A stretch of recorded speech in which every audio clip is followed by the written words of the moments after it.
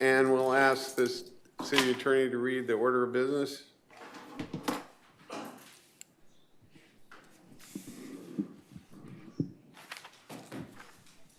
Okay, new business. Item 1, discuss fiscal year 2026 proposed 5-year capital improvement program budget request. Staff representative AJ Hudson, city manager Hannah Houhan, finance director. Please proceed. Hi, good evening. Welcome to budget workshop number 1. Today, get the agenda here. Okay, today's agenda will include the millage rate comparison between us and our neighbors in Brevard County, an overview of the city's current debt obligations, and lastly, the department's requested capital expenditures for the 5-year CIP. The CIP being presented is not finalized. The intent is to brief the commission on those department requests and facilitate discussion on the items that have been requested. Staff is here tonight to brief the requested projects and answer any questions that you may have. So our first slide here is a summary of our millage rate, our rollback millage rate, and how it compares to our neighbors in Brevard County. Our millage is currently in the middle when ranked lowest to highest in Brevard County. Out of the 10 local governments, we're number 5. Looking at the comparison, you'll see that population-wise share a lot of similarity to Satellite Beach. Their current rate right now is 1.868 higher than ours, while we see significantly more tourists. So I just wanted to point that out. Cape Canaveral, they're able to offer its low rate because of the revenue which they receive from the port. Additionally, their fire department, their costs are primarily supported also by the port. And their sheriff. Yes. Okay. The next slide I have for you is a debt summary.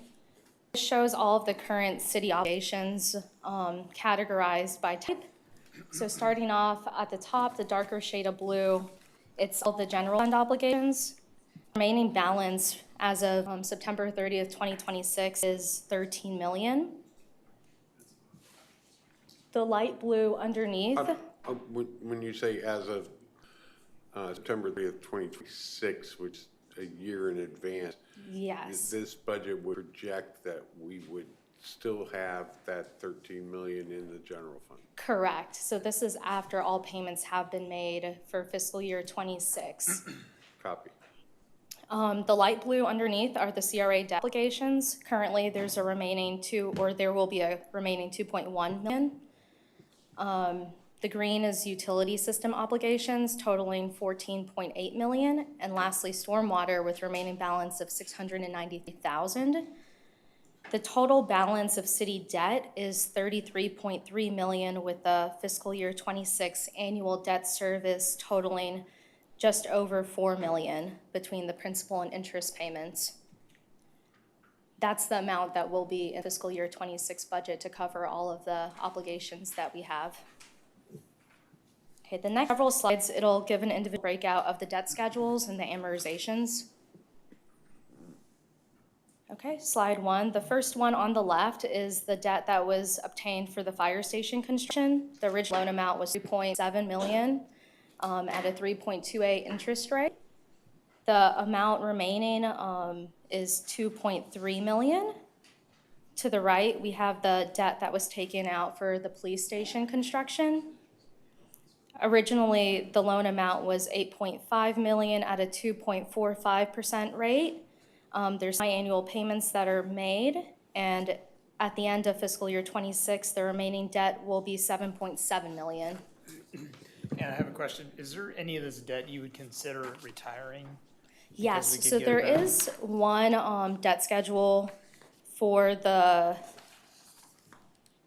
And if you're getting to it, that's fine. I'm just... Yeah, it's going to be, there. I think, in 3 slides. Okay. There is one debt schedule where the remaining payment will be made in fiscal year 26. Make sure fire. Well, I meant also from like an interest rate. Does it make sense financially to To retire do- some of the debt, even if it's multi-year? Maybe Just when for the the rates return. come down, if, Okay. there's one example I'll go through with you Okay. to where it's a low interest rate. It was a refunding bond for SRF loans. It was redone at a lower rate in 2020. So if rates are to fall and it's to make sense for the city to refinance certain loans and group together, we absolutely will take advantage of that. But the rates have to come down a little bit more than where they're at currently for it to make sense. Next slide. On the left, that loan, it was a special obligation revenue note in 2019. The original amount was 1.1 million at a 2.45% interest rate. There's semi-annual payments that are being made, and at the end of fiscal year 26, there will be a remaining balance of 876,000. To the right of that, we have another schedule for Series 2024 loan. This was the loan that was taken out for the City Hall construction. The amount of the loan was 3.9 million at a 3.96% rate. The total debt remaining is 4.6 million. And this is one example of a loan that potentially can be refinanced in the future since it is at the 3.96% interest rate. If rates are to fall, it makes for the city to pursue refinancing that loan. And that was on a state revolving loan?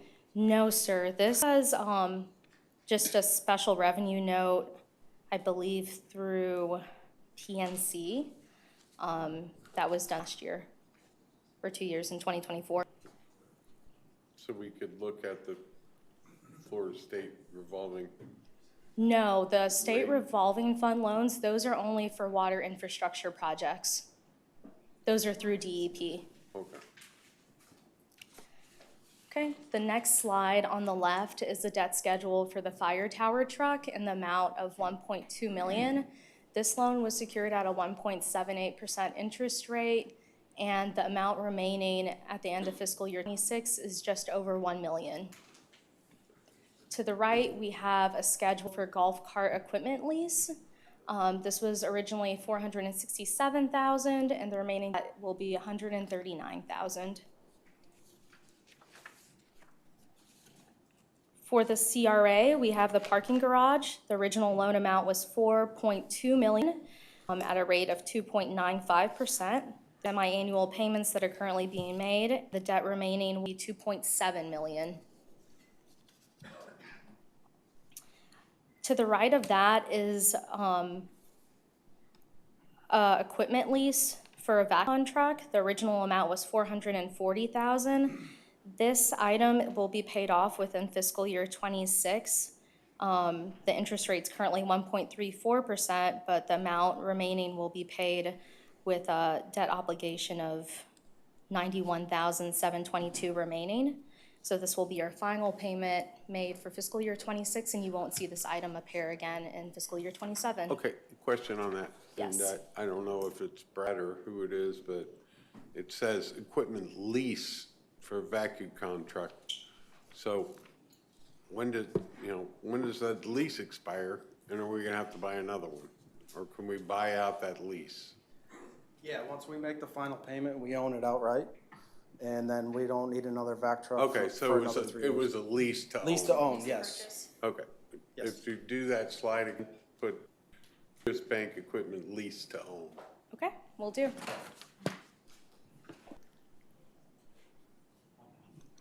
Okay, the next slide includes utility system revenue refunding bond for Series 2020.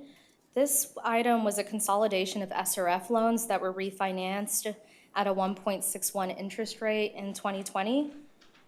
These loans support the cost of treatment plant and collection system improvements. These were the loans that were done through DEP and then refinanced when the rates were low. To the right of that is another SRF loan. This is for loan number 050630. The original loan amount was just over 5.1 million with an average interest rate of 0.9%. This item was for treatment plant improvements. The remaining balance at the end of fiscal year 26 will be just over 3.9 million. Okay, and lastly, we have SRF loan for stormwater improvements. This was originally taken out in the amount of 1.1 million. Another low interest rates between 0.56 to 1.48. There's currently the remaining amount of 1.2 million. Okay, our 5-year CIP. So this slide's, it's a comprehensive summary of all departments' CIP requests. It's just an overview. I'd like to note that in fiscal year '26, under capital improvement projects, 53 million of the 58 million is for the muck capping project, of which 41 million is covered by grants, which have already been awarded. For that project, there was 12 million awarded by the DEP and 29 million awarded from Save Our Indian River Lagoon. And we think we're gonna get 12 in for the balance, that's still, For the balance, I'm not sure if there are other grants available at this time or if Sorrel would like to contribute additional grant funds. I'm not sure what I propose to do under the muck capping project, wasn't reflected in this draft, is to revise the fiscal year '26 request only to reflect what is covered in grant funds and to split the remaining balance in outlying years. But I want to have that discussion with you all for you all to be able to provide your input for the path forward. so I think what you said is there's potentially $12 million of liability on the city if we don't get matching grants. And Correct, we if spread there- that out over, can we do that project, or we can finance it, just move it out? Yes, the grants that we've received or have been awarded, those do not include matching. Right. Okay, So I was never a big fan of the muck capping project. Because I know we're getting $41 million to do it, but putting good dirt over muck and waiting for time to have that muck pull back up and mix in with good dirt, you're gonna end up with, 3 times as much to dig out versus if they would have just dug out the muck. And I've stood on the desk a couple times and lost, but now it's gonna cost the city $12 million to do something that future generations are gonna have to deal with. And I'm assuming we can't scale the project and not do that $1 million of scope? Like, we can't reduce the scope of what we're doing to just basically execute what we're getting granted Yeah, for? the way it's structured is, the whole thing, Yeah, these people pay this much, these people Yeah. pay this much, we pay this much, but scope yeah. stays the same. Got it. If we start decreasing scope, then they're gonna decrease their pieces, Yeah. and it's gonna get messy real fast. Got it. okay. So as we go through the slides, I have city staff here. As you can see, we have a turnout from all of our departments tonight. But they're here to brief you or to answer any questions you may have as we go through the slides specific to their departments. Can I suggest, can we just kind of hit the highlight, at least, Yeah, like the needle absolutely. movers? I'm sure these guys have questions, but at least highlight what's the big needle mover changes from years prior or the last 5 years CIP. Sure. Well, yeah, like she just did, when she said, oh, look at fiscal year 2026, 66 million versus 12 for the next year, Going through the next few slides, there's a breakout, so this is just the summary page, and then everything is itemized for each department going forward in the next few Okay. slides, and it still shows the 5-year separation Okay. between 26 to 30. So while we're still on this slide, the FY '27 is 12 million and '28 is 3.5. So tell us what is the thing in '27 that really drives us up? So the bulk of 27 is the capital improvement projects. As you'll notice when we go through to that page to the Division 3170, there are quite a few projects that have been listed. At the beginning of the budget cycle, of course, staff was told to include all of the projects that were being requested so it could show a fair representation of what projects are needed citywide, and that, we'd the commission on these items, your feedback on what you'd like to see staff proceed with for your goals of the city. And just as we're going through this, there's potential that some of those things could move to the Right. following year. Absolutely. So this is not a final version by any means. We're very early on in the budget process still, with it being June. At this time, trim has started. The trim calendar starts in July 1st, and that's when I'm provided the finalized rates from the property appraiser's office and the information from the state, so I could better project our revenues and have actual figures to base a budget off of. So at this time, this is all preliminary figures as a holding place based on what departments have requested from us. This is not a finalized IP. I mean, you just think about it, take out 53 million, because that's a one-time fee out of that 91. So we're 30 million, we have a nice steady, we're down to 30, 13, 12. So I think there's a lot of opportunity you could smooth that out in future years. There certainly is, and this is why, the purpose of this workshop is so we can get together and we can hear your input, and, you guys can have the opportunity to speak to those items so we can continue making budget cuts. And I like that the department head are putting in everything that they see that's needed, not advocating that it's gotta happen now, but at least it gets it in front of us. Right. A lot of feedback that we've received as a staff is that there's a lot of projects that were put to the burner for several years, and there's certain things that need to occur to have the city looking the way that we want it to look. So for that reason, we were told to put in everything that's being requested and to later have the conversation for you all to make the determinations on how we'd like to proceed. And for the public that's here, this is just one piece of the budget. This is capital improvement plan. There's a whole nother piece of all the departments and how they run and employee, the plan raises and everything else and how that all plays into it. You won't see that here tonight. Correct. Budget Workshop 2 will include all of our operating expenses, revenues that we anticipate to come in from our various sources, along with personnel schedules and any costs that are associated with that, along with various scenarios for the millage, the proposed millage rates. So that'll all be in Workshop 2. Okay. So included in your packets are also the NAVL reports. NAVL is our accounting software that's used. In those reports, there's comments that justify each individual requested item. If a request was being made by a department that included a statutory requirement, it was indicated in those comments. Some of these items also have grant funding available for some of the projects. The city, they'll seek after those grants if a decision's made to move forward. For some of the projects, it didn't make sense for staff to seek grant funding, not knowing if it was an item that they would proceed in or not. But for several of the projects, there is grant funding that is potentially available that staff would complete the application for and see if it's awarded that would help cover some of the expenditures. Okay, so first we have information technology. They are requesting computer tablets, laptops, and that's normal for all of their years, fiscal year 26 through 29, along with other items. If there's any specific questions you have pertaining to the request, I have Kevin here from IT Director.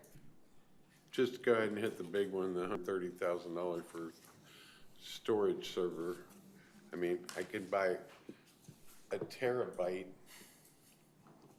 thumb drive, $59.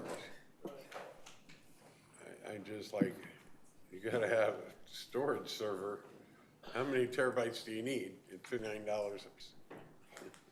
Right now, our capacity, we're using 60 terabytes. You don't want to reach that limit. So as things, become more digital, we need to plan for more storage. So you don't want to run your storage at capacity, because that's when things start to break and you see performance degradation. The big price that you're seeing here is that our current storage network server is end of life and out of support. So we need to replace it. It's not supported by manufacturing. When did we purchase that? I would say 7 years ago, but I can get the exact date if you. That's the one that we put in the fire station? Yes, sir. Actually, the second one the first one we included in the fire station is end of life as well, no longer supported, so we had to replace it afterwards. So we have another one that's going to end of life, not supported. And this particular storage server that you're tagging this $130,000 on, have you done research on this company to know that they're not gonna be end of life, not supported within the next 10 years? 10 years, I think it's hard to tell with technology, but I think 10 years may be a bit much to ask for a storage server in this time. It's not, it's data storage server. Yes, sir. What company are you looking at? The model that we're looking now at is from Dell. We're replacing one from HP. Kevin, is there any appetite for like cloud storage, or does it have to be physical? It is interesting to think about cloud storage, but cloud storage, the price of it is coming down, but it's still much more expensive than on-premise storage. The other thing with that is that it comes into a bunch of security concerns, especially with the regulations that we need to comply with, like for the police department.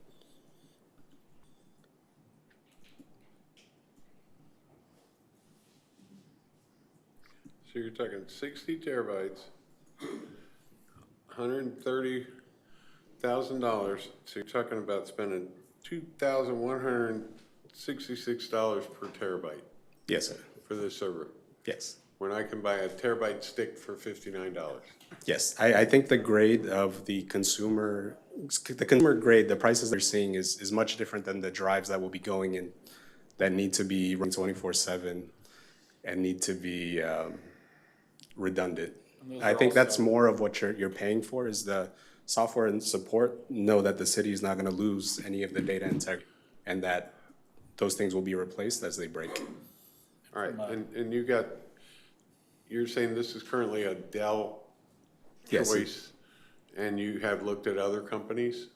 Yes, we have. We were previously using HP, and Dell in this case was the most competitive. And you're talking about a server, you're not just talking about a storage drive, right? No, You're yeah, talking I'm the talking whole about system that the whole actually stand, is yeah. Distributing data, storing, managing. Yes, and it's actually the backbone of our virtual infrastructure. That's where everything is stored for our infrastructure. And does it have A and B side, so it's Yes. redundant? All the drives are redundant. It has A and B side power sources, network sources, and it's all under 24/7. I think the return is that if one of the drives go bad, which it can tolerate, that the drive will be here within 8 hours to be replaced, so no So if data is you- lost. So you have data on the A side, mirror data on the B side, and if you lose one side, run on the other side until you can get a replacement for the other side? I think that would, in simplest terms, yes. Unless you want to get into, there's something that's called RAID, and it's how the data is written across multiple drives, how there's built-in redundancy. So you're able to tolerate 2 drives failing without losing any data. Okay, I'd be interested in the next go round of this budget talk to find out what the actual supported warranty is, Sure. and if there is a potential for an extended warranty and what that could be. Because Dell's gonna be around, HP's gonna be around, give them both a shout out and see if they wanna compete. Yeah, I mean, I can take a look. I think it stayed on their website when the models are to be sunsetted and no longer be supported by the company. Just as a matter of like policy, do we have some kind of dollar threshold where we buy warranty, not just IT, citywide, where we consider warranty, or it's just kind of case by case? Because I agree, I think we can make strategic decisions on what items get warranted and it's We worth the shouldn't money. just buy extended warranties on everything. That's what I'm saying, I strategically. don't buy them on anything, and I think I'm making out it. Right, but the opposite, do the analysis to know what. But what on the high-risk something like items- this, Yeah. where this is storing all the city's data. Yeah, it's critical. Yes, all the historical data, everything is there. Right. Kevin, did you talk with folks at AWS or anybody? I know from a security standpoint, they're handling way more than we're ever going to.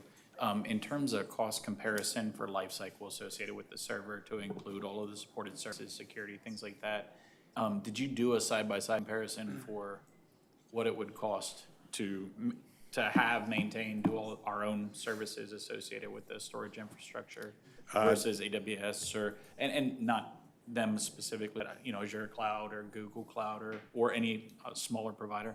We've looked at it previously. I did not look at it this year, but I think besides the storage, moving just the storage would give us significant challenges. If we move storage there, like moving the entire server infrastructure into the cloud as well, or doing something hybrid would Yeah, be I don't like a that. lot of challenges. But I think there will be one day when it is cost effective, but it's not yet. I'm interested to see just kind of where we're at in the Oh, yeah, comparison. of course, I can get that for you.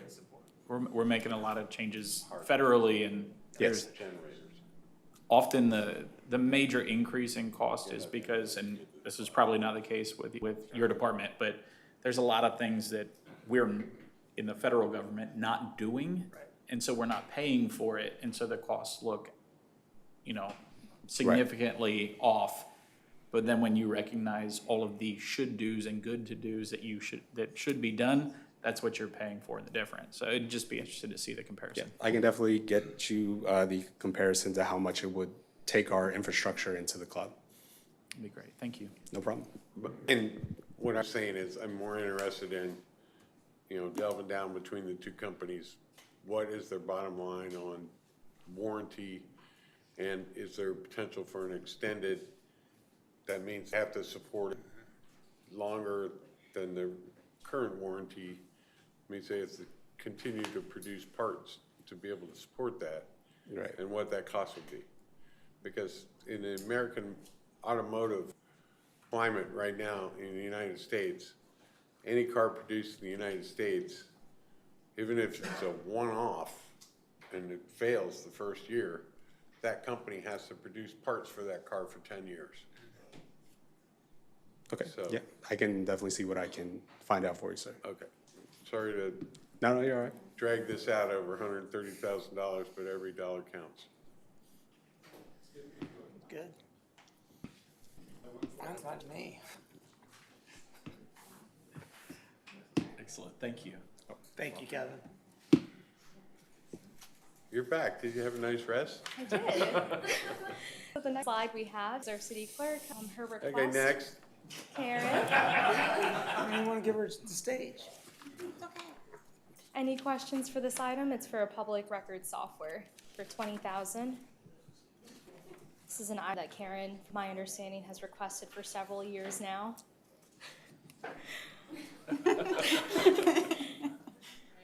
No? Okay. Anything besides her looking up public records and pulling hairs out? Next, we have the police's CIP. Okay.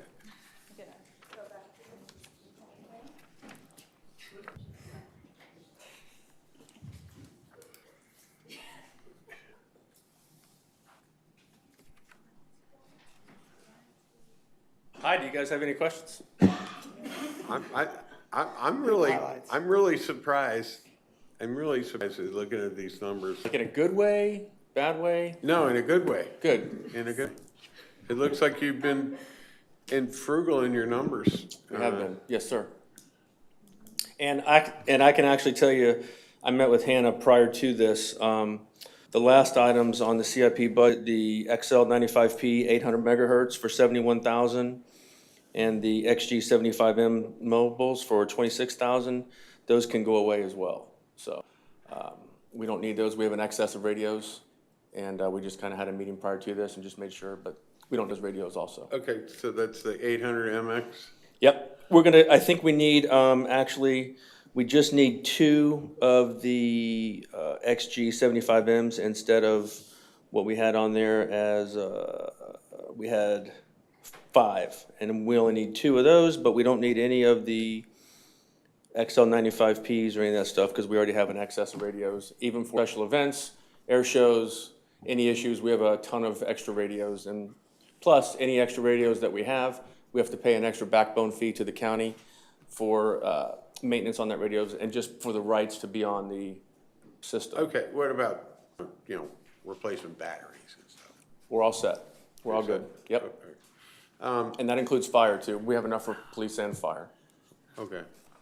And then, just for the heck of this, ballistic shields, Yeah.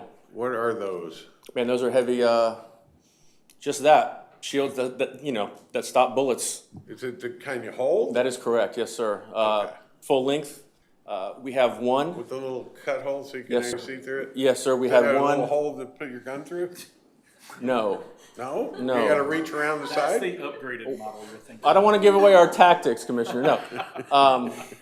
We have one shield holder and then the rest do the actual police work. No, we had one, we tried it out and it was awesome. It's helped us out in a hospital standoff situation that we had recently. We've used it in other incidents. Yeah, I don't blame you. They I also don't- have expiration dates though. I So don't blame you. we want 4, 1 for each squad. Okay. And this Glock 47 handgun with light, that's not one gun for $67,000? No, we need to replace our arsenal here. Our guns are 9 years old. So how many is that? I'm approximately guessing 50-ish, around 55. Okay. And that will re-outfit our department for the next Can you, 7 to 10 when years. when you update this slide, can you add the quantity on that? Sure, yes, sir. Please. We can do that. Chief, I'm sure you've already looked at this, but in terms of just replacing segments across time, it's better to buy as a lot so that your maintenance, there's uniformity in all of the parts and components. That as is well as correct. training. Okay, That is correct. Yeah, those guns are coming up on 9 years. Yeah. So that's a long time to have guns. but not having multiple models in the arsenal at the same Correct. time. Yeah, it's tough to take the maintenance on that. The main schedule, when do they come out of rotation? It's just better to come all at once. Yep. Especially if we change platforms, if we were to ever do that. We don't want half SIG, half Glock, whatever, so. Any other questions that I can answer for the commission? Thank you, Chief. Okay, thank you. So we're talking $1,200 a handgun, but that has a special light and all that good stuff. Yeah, that's fully fitted with the flashlight on top and the RMR sight, the red dot sight on top as well. Okay. Yep. And there's one for each commissioner, And right? they did. One for each commissioner, yes. Yes, yes, and- yes, yes, and- yes. And do you need, Only if you hold it to the side. have you thought about, with that flashlight on top, are they gonna need a special holster? Sorry, the flashlight's gonna be on the bottom, the RMR is gonna be on top, and that's the holster, that's the gun, that's the light, that's Oh, the the whole holster thing. comes with it? We're all set, yes, sir. Okay. They'll I was win. like, okay, you're gonna be like, oh, we forgot holsters. Yeah. Okay. Good? All right. All right. Thank you, Chief. Next slide, we have the fire department. We have Chief Grimes. We're good. No.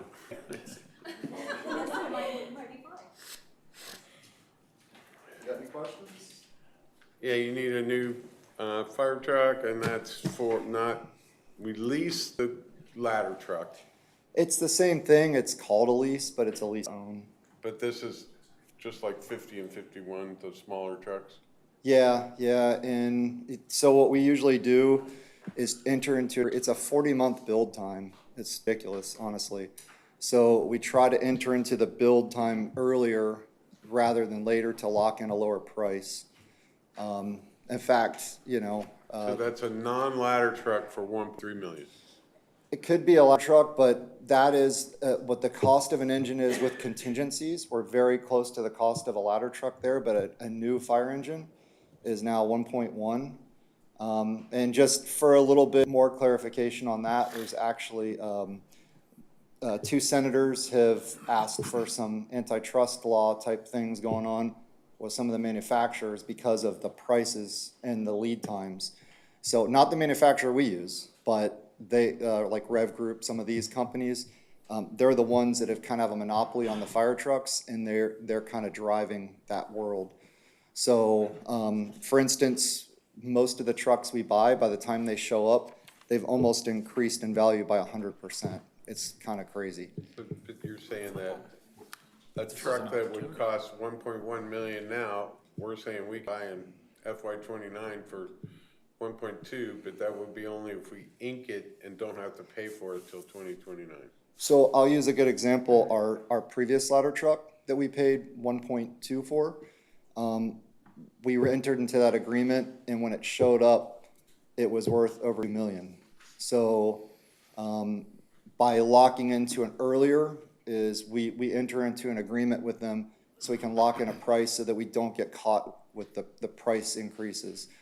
So that's how we've been, it doesn't, if you plan, it's beneficial. If you don't plan, you're kind of stuck because you end up having to buy so other companies are now buying truck spots. So they're purchasing spots so they can flip them. So if you don't plan, all of a sudden, that truck is now another $300,000 more because someone's bought the spots. So it's kind of an issue going on in the fire service right now. Okay, I like your thought process, Justin, but just a little more detail on what kind of truck that's gonna be. Yeah, so there's, You okay, don't so. have to tell me now. No, but I would just kind of explain it real quick. That would replace an engine pumper. However, there are some things we could do. If we end up building a new station, instead of replacing with a pumper, if we replaced it with a small ladder truck that is close to the same cost, now we should be able to move to an ISO of 1, which would be a savings to taxpayers on the insurance cost or homeowners. So because we could move that truck up, like right now, we can't fit anything in that station. So if we had a newer station, we could talk about if we have that slot, if we enter into agreement, we can change. They're not going to start building that truck. If we entered into an agreement today, they won't even start manufacturing that truck probably till last quarter of 28. You're just on a waiting list, essentially, for a building spot. So let's say the station or something gets built and we go, you know what? For that price, we can get a ladder truck or pretty close with the trade-in of our other engine. Maybe it's getting a small ladder truck so that on the north end, because there's so many buildings over 3 stories, ISO really, really gigs us on our ladder service. So you could run a small ladder truck as like an engine, and then you could get the ISO ladder points too for close to the same cost. But if we lock in the slot, then that gives us some Okay, flexibility. So the slot doesn't say exactly what the build is. No, It's how much you're willing to yeah. lay down on the table. And put that extra for a contingent cost, but like 1.1 is what we think it would cost based on the numbers that I got from our rep. So it'd be 1.1, that extra would be any contingencies. And again, if with a trade-in, we might be able to move it, but essentially, Coco just did this. They had bought a engine and they ended up needing a ladder truck and they changed it to a ladder truck, but they already secured the building slot. Okay. So your LifePak cardiac monitors, is that a new item or is that something we've had? That's a carryover when I say that. They did that last year. We were able to trade in our Zoll monitors. We actually sold the Zoll monitors. They're having a lot of issues, and we went to the newest LifePak monitors. Those are our heart monitors that we use. And they were a total cost. I think this is the last payment, correct? Because we had a payment this year and we had a payment last year plus the trade-in. So This is a carryover from previous it's the year. final payment, yeah, of the already We had it as existing. 250 last year. Okay. Last year CIP had this as Yeah. 250, it's now Okay. come down to 150. Yep, So on the slide, for slidesmanship, I would say LifePak cardiac monitor parentheses payoff. yeah. So Yeah, it doesn't look like it's a new item. Yeah, it's not a new item, no. Because It's, people actually look at some of this. yeah. So we'll get that changed to Then I make get sure. emails. And I think pulling on that thread, I think a similar, some kind of footnote on the engine, because it's an out years, it doesn't have the flexibility of a typical project that's 4 years out. It sounds like we're looking in, it's just, that's when the cash happens. So I don't know financially if you want to annotate that. Yeah, I can show you guys. I brought a Does that kind of make a. sense, Hannah? Like, it's not a typical FY '29 project that has flexibility to maneuver. Actually, it's not a carryover. This is just the remaining amount that's due. So this is a separately budgeted item, the Oh, I'm sorry, I shifted He's on 147,500. a I'm separate sorry, I subject. shifted gears on the engine. This is kind of how the agreement works. Yeah. So you An enter example into for an something. agreement on the front end and it would be paid at completion, so it'd be Right. paid at 229. Just taking the perspective, if we're going through a smoothing exercise to move some of these capital forward and back to get a better spend plan, that 1.29 doesn't have the same flexibility as any other expenditure, because it's locked in. It's We're not locked in, paying correct. now, it's just, it's So gonna if come the due. full amount isn't expended towards the purchase of the truck, it'll Right. just remain there and Right. it'll move forward, not that item specifically, but the funding would become available for future years. Right, but we would be approving that Yeah, for this year. cannot be shifted to Yeah, I would other bring that things. to, we would bring that to commission, if you guys wanted to enter into. I would just annotate it somehow so the residents know, hey, this is locked in stone. We don't Yes. have latitude to move that. Yes, if we're signing an agreement and Yeah. locking in with the company, if it's with Finn, to build that, we would be committing to paying for the item upon receipt in fiscal year 29, but as Justin explained, it takes about 3 years to complete the build. Right, okay. So this is Gives us time to five-year capital improvement plan. Correct. So we hope for it, and then it's out there, we put this contract in place.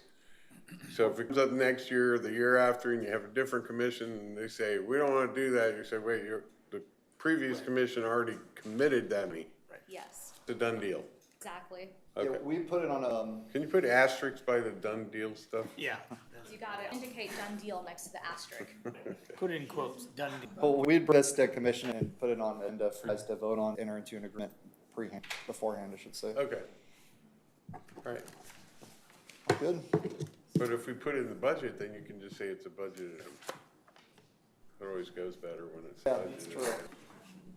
That's true. Be it way in advance, but hey, you know. Yeah. So, you guys have any other questions, generators, anything like that? Okay. Thank you, Chief. Thank you. Okay. Oh, boy. Oh, boy. Oh, boy. I have the next 4 slides, so take it easy on me. Any questions on this slide? Yeah. Just FYI, check the records, Hannah. And AJ was here.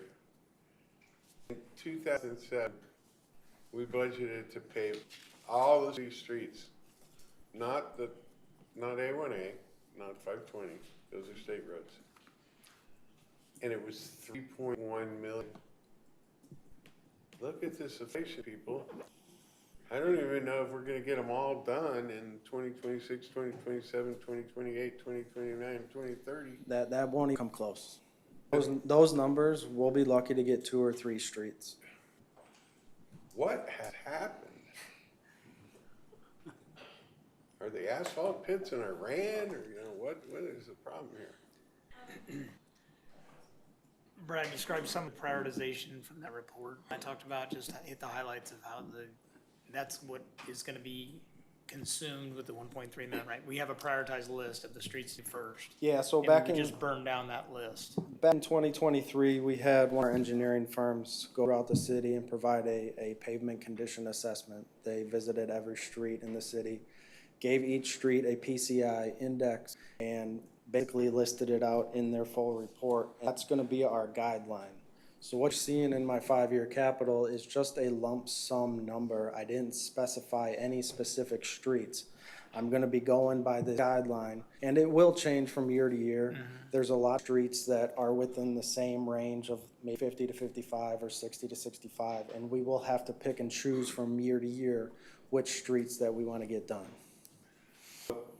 Back in the day, we did, every 20 years, I think we did the whole city. And there's an economy of scale by doing it that way. So, I don't think oh well, I won't. So this assessment back in 2023 listed the entire city at $15 million. So at this rate, is it this annual rate, how long would it take to accomplish all the streets? Less than 20 years, I'm assuming? I'm assuming 15 to 20 years. And 'Cause then, it's and we might have to start over after Yeah. 20 years. So, So do you just so do an what annual you're maintenance or- saying is, everybody's, lives here sees the streets, and they're gonna need repair, because there's gonna be something done in 2026, 2027, 2028, 2029. And I don't know. Well, that's where I'm going with this. is It's like, I don't want to blow the budget, but, I'd like to go with the economy of scale and get the best deal possible and just knock out the whole city. That's and exactly just where we're going. plan it again Some of this. in 20 years to do the entire city again, just like we used to do. Well, that's what we did. We put money aside each year until we had sufficient funds to do the whole city all at one time. One of the other things is the cost of asphalt is tied to the cost of oil. So there's better times to do it and worse times to do it with the cost of oil. Well, if I went back to 2007, and I can Google it if you want me to, the price of gas was $2.07 a gallon. Check me, somebody check me. So it went $1.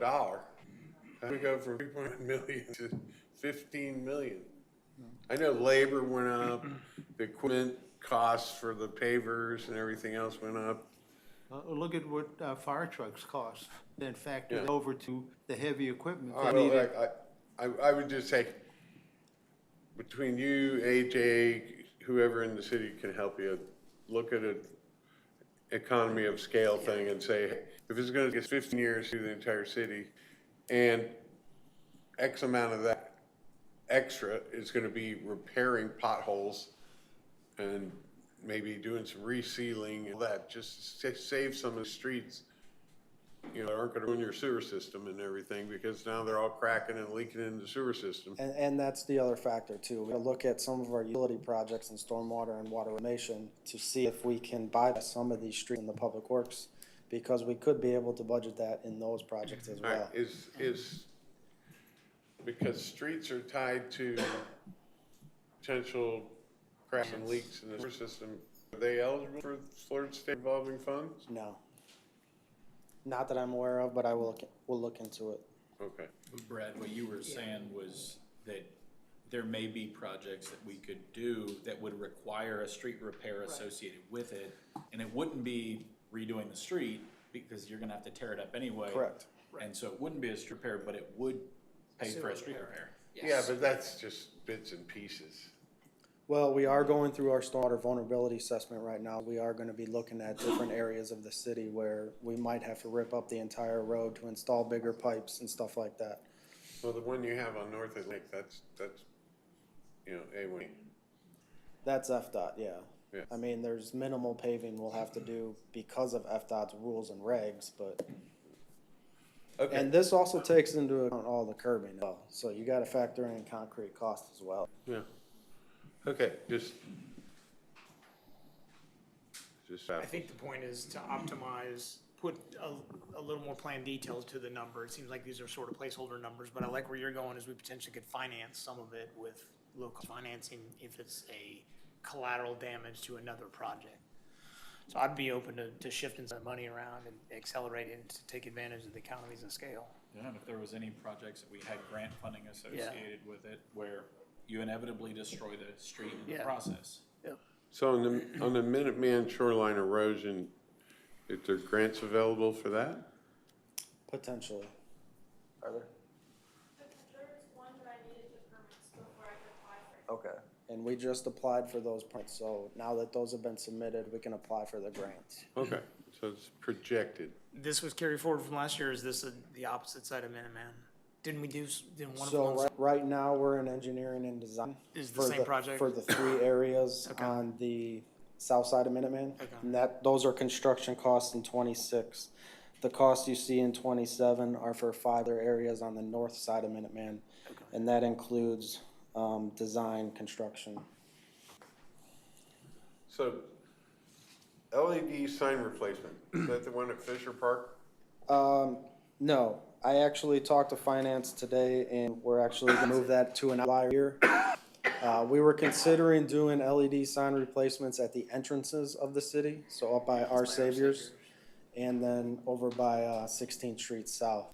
But I'd like to move that out to an outlier year because I did notice that we forgot to include a project this year, the softball field renovations at the high school. So we gotta do the dugouts and the fencing for the last softball field out there. Okay, page 2 of Public Works. Well, quick question, and it may. Thank you, Josh. It may play in, but, where there's some discussion of the potential for language change in the legislation that would allow for TDC to more directly support the burden that we face with tourist traffic, right? Is there the potential that we could see, again, I think there would be language change that would be required, that the TC could start making investments in public works and infrastructure? We'll look into that. I don't have an answer for that. So I can answer to that. At time, the legislature, they have provided information to us as to changes of how the TDC revenues are distributed. I've been following along with all of the legislative changes, and I'll get with commission if there are any announcements that come to us of how the distribution's to be done. But at this time, we haven't received any feedback with changes that are coming. I'm hoping for it, Yeah, but that would not be yet. it would be very valuable if we were getting distribution to Absolutely. infrastructure based on. It would be a just big impact for the city traffic. and for Yeah. how we operate as a whole, but at this time, no Not yet. announcements with that, not Yeah. yet. Thank you.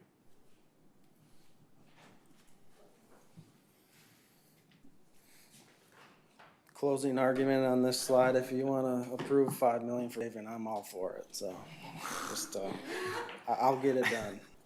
I just think, I mean, you have a great point. If there's a price break somewhere logically, rather than just, somewhat arbitrarily spreading, let's put some smarts to it and take advantage of, I know you will, but let's take advantage of what makes sense project-wise. Okay. Any questions on this slide? Hang on. Excuse me. On the Ramp Road stormwater improvements, that's our portion, 500. There are grants for that.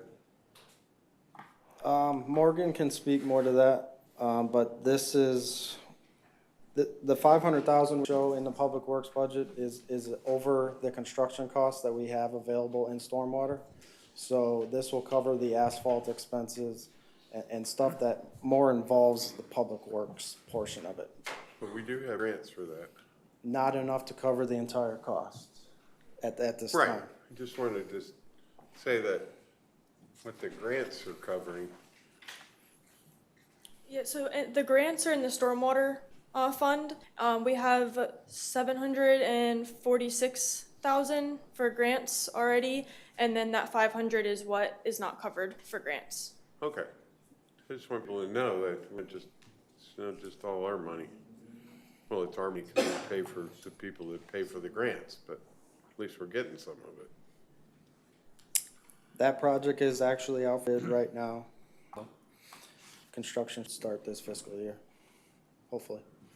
This full replacement of RTU PD, that was the one we talked last week, is on the agenda for today? Yes, it's coming back to you in 26, got it, two okay. nights.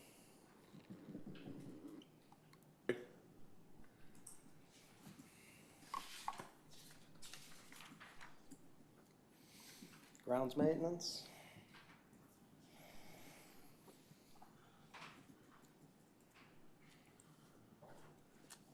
Okay. Country Club renovations, is that the road coming off of Minuteman, turning left right by Public Works? Or is that like physically the building? This is at the country club, so Okay. this includes plants, lighting, irrigation, any new signage that we need out there. We wanna really make that place look nice out there.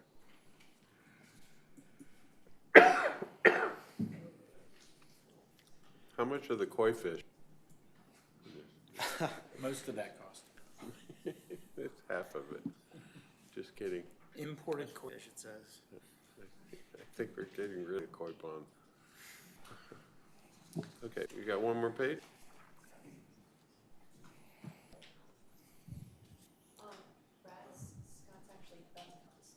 Okay. If you have any questions on this slide, Scott's gonna be on his way to answer some of the projects, but I can help answer if you have them right now. Wait, we just switched the slide there. Good one. All right, we covered this one. Well, Okay. just a point of clarification, on the bottom of the slide, there's the volleyball court has no cost across the years, but has cost as a 5-year total. I did notice that 25,000 is actually included with the the line item just above it for the Okay. Fisher Park basketball court. That's just recount. So between the two projects, it shows 150, but it's gonna be 125 come the final budget. Okay, thank you. Okay, Public Works. It would be nice if this For one the- does. Ball field scoring building, is that on the school property? Yes, that's in the center of all 4 fields out there. They have requested to replace it, and I agree with them. It's dilapidated. The electrical work inside of that is gone. That is a ballpark figure. We will spend next year No pun intended. reaching out, yes, none intended. We will spend next year reaching out to contractors to shore up that number for F-27. But we're responsible for the school property? We are under contract with them to maintain the sports complex. Okay. The 4 ball fields and the scores table. So, well, Scott's getting his bearings. Justin, you want to tell us about that, Fire Station 50 design and construction and kind of where we're at with that process and permits, you know, not just the city permits, but, you know, do we need any special permits from DEP or St. John's? Or Right any- now, actually, I believe Becky's probably the best one to answer this question of where we're at with the Mobley Park property. Yes, the Mobley Park property has a reverter clause in it. If it stops being used as park, it goes back to the initial developer. I have done exhaustive work on tracking those people down because, of course, the corporation's dissolved. It was a long time ago, and there are 2 families that are basically the heirs to these things. And I'm working with them. I am hoping to get releases from them. I've sent them the draft releases, and they've kind of stopped talking to me. So I'm plugging away at it. So when they stop talking to you, does that mean, I don't know what it means. I mean, possibly they were on vacation this summer or something. I don't know. I mean, they haven't said no. They've said maybe. It's 2 completely Well, separate families. And versus, yeah. versus giving it back to them and having them sell it for $5 million to somebody to build something there, we would just leave it as a park. Oh, absolutely. No question. And they say that they understand that. I might come back to you at some point and get permission to talk money with them, but I don't think it's necessary yet. Okay, so what I'm asking the question, Justin, is why would we're just planning to spend $150,000 in FY '26, which does start in the city budget till July, or is it September, October? October for the city. So we're just planning based on the outcome of Becky's work that we would go ahead and work on that design. Yeah, so have we- base, Have we done anything upfront as far as any kind of special permitting we might need for that property to build a fire station? no, because if we can't get them to sign off on letting us use the property with that reverter clause, that'll all be for nothing. We didn't want to spend the time, staff, effort, and money in looking into feasibility, permitting, and everything that involves unless we knew for sure we were going to get that property. Another reason we just re-budgeted is, I know some of you remember, but there was discrepancy between what was in the budget book and what was actually budgeted. So back when we were having those conversations, we had extra funding that we thought we were going to be able to find that 150 to move forward with design. But we wound up getting into more problems with our budgets as this school year went on, and that 150 that we were going to try to find is no longer there. So there's nothing for us to actually carry forward because it was never an actual budgeted line item in the budget. It was us believing we were going to be able to find that 150 with leftover funds from projects, and we just aren't able to do that, so we just re-budgeted the 150. No. Don't say that out loud. Okay. So, all right, let's move on. So spoil removal 2 million, does that have to do with the muck capping project? No, that doesn't have anything to do with the muck capping. That's getting the stuff off the island that that's- we dumped everything onto? Yeah, that island is full. We can no longer put anything more on that island. So in order to get the first step to get the dredging program back up and going, all these canals and channels dredged over again, would be hopefully to clear that island off so that way we have a good Okay. spot. So for the commissioners and the public and staff, for the north side canals between Minuteman and 520, that particular site is the only usable spoil site. It's full. If we don't take that off of that property, then 5, 10, 15 years from now, whenever it's gonna be that those canals need dredged again, there'll be no place to put that. And you So have to truck it out. You ship it out. You have to truck it out. this would go off onto a barge, brought over to the city site, and then put in dump trucks and taken out to Holy Paw or Yeehaw Junction or one of those places where they have a lot of marsh. And there are grant funding opportunities that we are looking into. Sorrel and Find has grant funding opportunities as well to make this happen. Okay. And this tennis court renovations, does that have anything to do with the agenda item that's on our agenda for Thursday? Yes, it does. The proposal that USTA has presented to us, we'd like to go back and begin negotiations on an arrangement that makes a little bit more sense from the city side. Yeah, you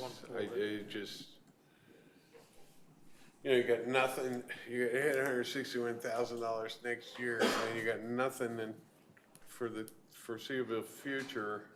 And I'm sure that there's gonna be things that need done between now and 2031. So I'm like, if you look at the usage rate and the value to the city and 800, we've spent millions on that tennis courts already. Why are they so expensive?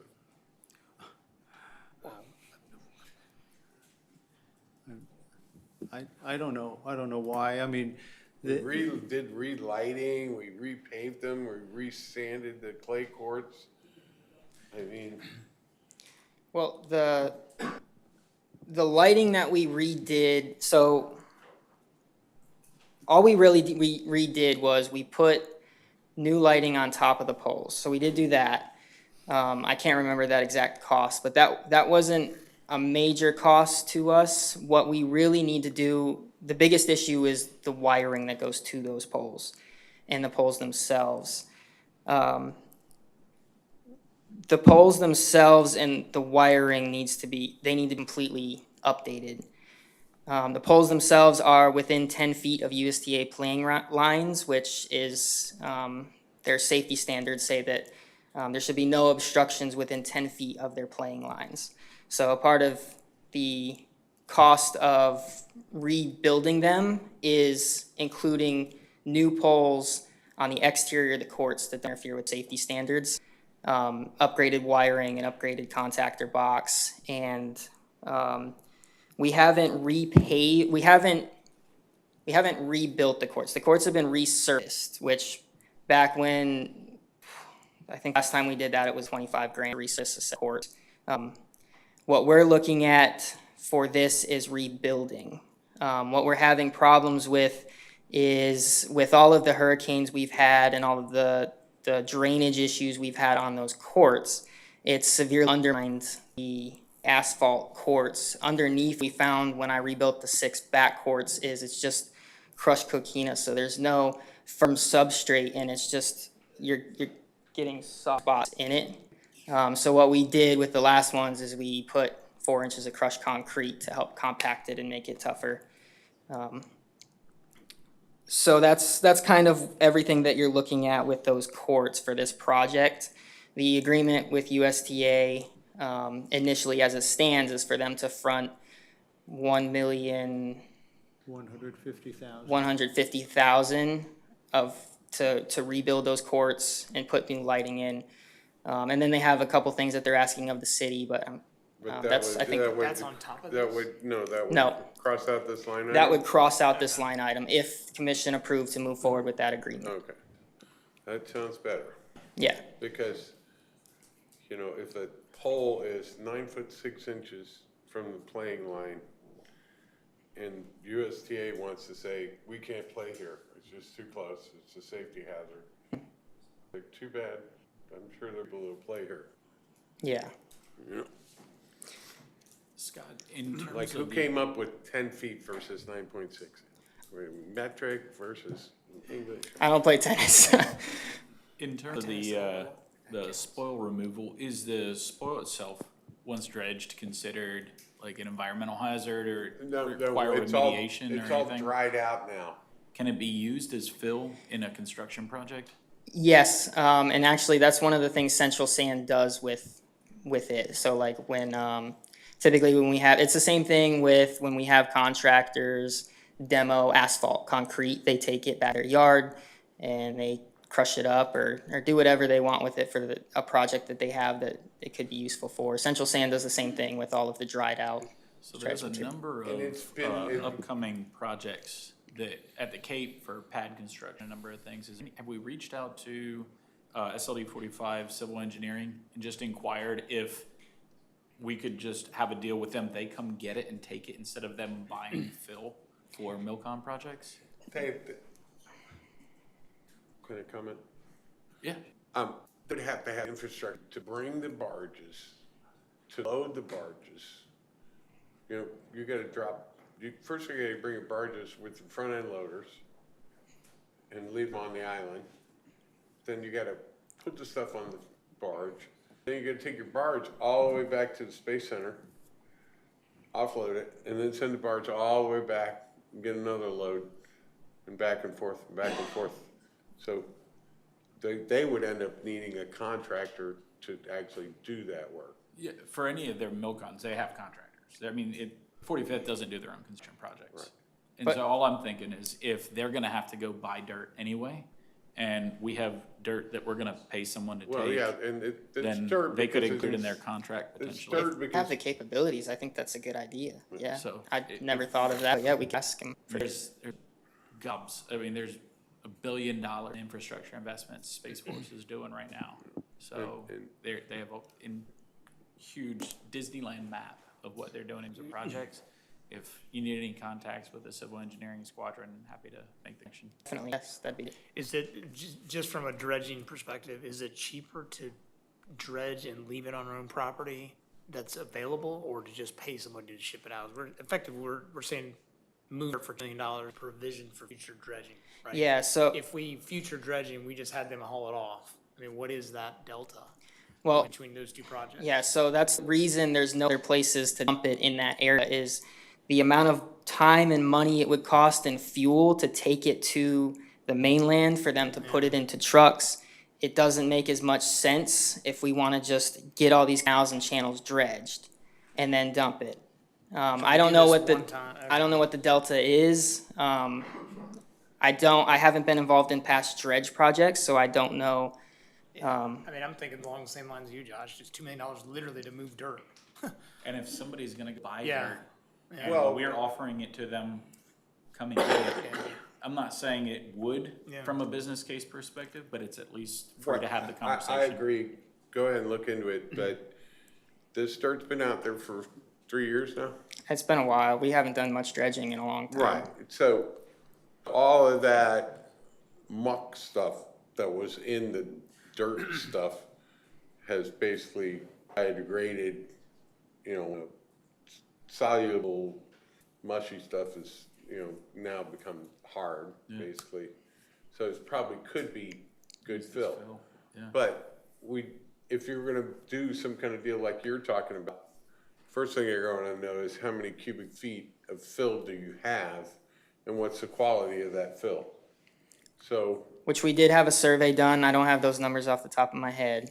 I think I put it in the comments of the I'll agenda. connect you with them. That'd be and great. Y'all can have the conversation. yeah. I mean, honestly, I do think residents would take it if they're, as they're building seawalls. We know one particular That's guy on not our a street, bad he idea literally either. got 14 dump trucks of free filter to lift a seawall. 2.5 Yeah, feet. the only thing the only problem with having just like citizens is we would Yeah. want it all gone. Like we want people coming out and piecemealing it here and there. But you know what I'm talking about. Sandbags. Yeah, we want it. Can we have, by consensus of the commission, so we can't make any decisions? Scott, can you give, Josh the cubic footage and the quality? It's 68,760 cubic yards of fill. And what's the they're gonna want the quality of the film. Pull up the survey and email that to. Yeah. to Commissioner Okay, Jackson. with the commission's consensus, can we let Josh work with Scott and see if we can find out one of our government contractors that'll come take it free and save us $1 million? Be cool. Okay, that's your goal. Have that, Josh, you need to have that done by this meeting, please. All right. We got the skate park again, park again. What's going on with the state park? Is that a continuation of what we did last year for 200K, or is this a repair of that, or what was, I know there was like a trial pilot section we were Yeah. doing and then scaling it, or? Yeah, so we did the trial pilot section. It had mixed views, like it did going into it. Some people, the majority of people did not like that we were just doing a concrete edge. Some people didn't mind it.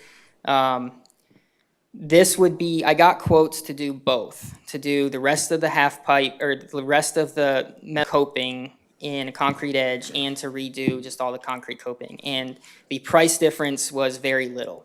It was a little bit more to do the metal coping, and because the majority of people loved that. And when we initially spoke about redoing everything in a concrete edge, I got emails from people all across the state of Florida telling me it was a total idea. So I figured, save ourselves the heartache. If the price difference isn't that much, it's only like $5,000. Let's just do everything in metal coping. So are we gonna have the same issue? Is there all kinds of quality issues that were not, So whatever, rusting and wrong metal? Is that yeah, still so a risk, it's or- stainless steel. It's Okay. stainless.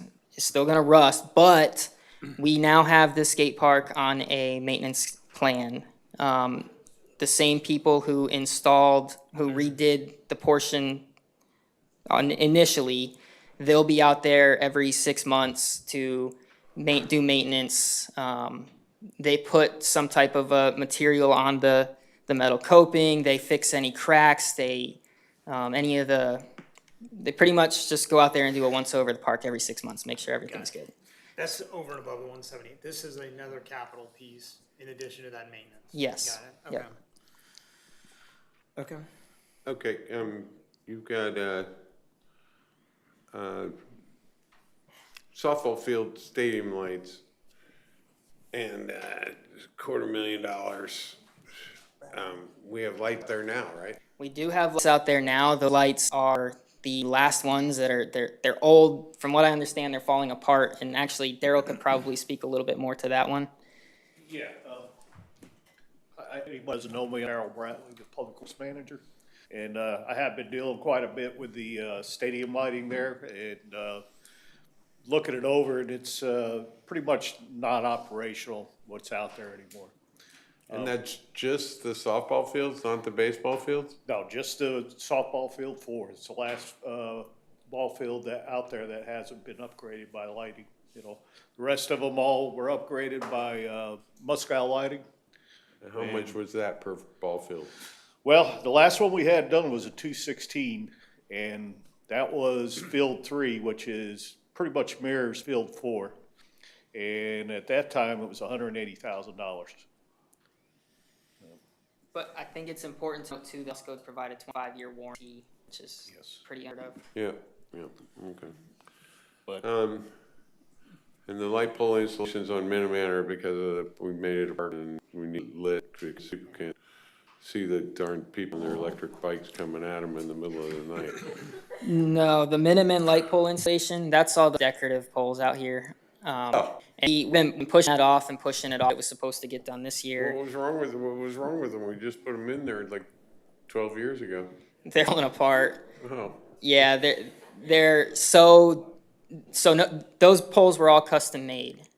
We can no longer get the appropriate parts. So the biggest thing that goes wrong with those is the LED drivers and the lighting panels go bad. okay. The lighting panels we can get, but the LED drivers, I the got, last, I got a bunch of LED drivers in my office. This was the one I was asking about last commission, bundle with the Ramp Road project. This is an FPO. Yeah. We're outsourcing Detto basically, right? We're just Yep. gonna pay them to manage it, got it. Okay. And then the muck capping project, you've got CB Golf there, that basically that's the money coming back from the grants? Or is that additional? Expenditure. no, that's the expenditure. So we have everything except for a little over 13 million grant funded, and we are currently reaching out to Sorrel for the Then additional. why do we, in government accounting, Hannah, why are we showing that, like, we're spending $53 million? Because it would be offset by the grant of 40. Yeah, so we have to budget for the expense because when we budget for the expense, 53 million, we front the cost and then we're reimbursed by the grant. So we budget for this on both the expense side and the revenue side. So the revenue side will reflect the 41 million that's received between DEP and Swirl, Save Our Indian River Lagoon. And then on the expense side, it shows the full 53 million because we will have to expense that out before we're reimbursed with the revenue portion of the project. Why couldn't we put like a line item right under that says grant funding and Non-funded. shows in 2028 negative 12 million, in 2029 when it's finished? Negative. No, I In understand. parentheses, like you know, financial will do for negative numbers? Yeah, it's one of the unique things with governmental accounting, Oh, with keeping no. the Oh, separate no, here, expense codes and the Gatsby, revenue Gatsby, codes help me. and having different sections and Help all me, of that, help me. but, yeah. Okay, all Question on right. on the softball fields. This looks crazy. I mean, it definitely warrants a question, but it's offset by 40. So the Yeah. net, we're looking at $12 million obligation for the city. On the softball fields, do we, and I just don't know the capacity usage, do we use all 4 of those? Or is there a thing of we could consolidate our money and really make 2 of them really nice and abandon 2 of them? I don't know. Do your kids play out there or They, do we need 4 oh, she's well-maintained? coming up in a hurry. She's gonna, And that's an honest question, Andy. she's If we gonna use them. fight for those softball players. I will say our Little League program has had the most capacity within probably 10 years. We Okay. also have a lot of rentals from college teams up north over spring break, and I can only rent it to them one field at a time. Gotcha. I mean, where I was going, does this make sense to Yes. consolidate our money, do the same amount of investment, just make 2 really nice fields instead of 4 marginal fields? Yes, but I also keep in mind that I do share the softball field with Cocoa Beach High School, and they do take priority, so if anyone else wants to rent it, I can't rent field 4. All right, so we need the capacity of 4 dedicated fields? Yes. Thank you. And Scott, just to make sure that we're clear, you said that you are also for the balance of the muck capping. We are also reaching out to Sorrel to see if there are additional funds available. Yeah, so Sorrel has a master plan, and they really need this project to happen. They've reached out, they've told us that they would consider funding the additional cost, but they want us to at least reach out to other sources as well. So we've been trying to reach out to sources, but I think it's gonna wind up having to go back to Sorrel. So I have a strong feeling they're gonna provide the additional grant funding. So just Commissioner Hutcherson, so it sounds like we may actually see the total come in. And Is there any I've, advantage to putting that over 2 years?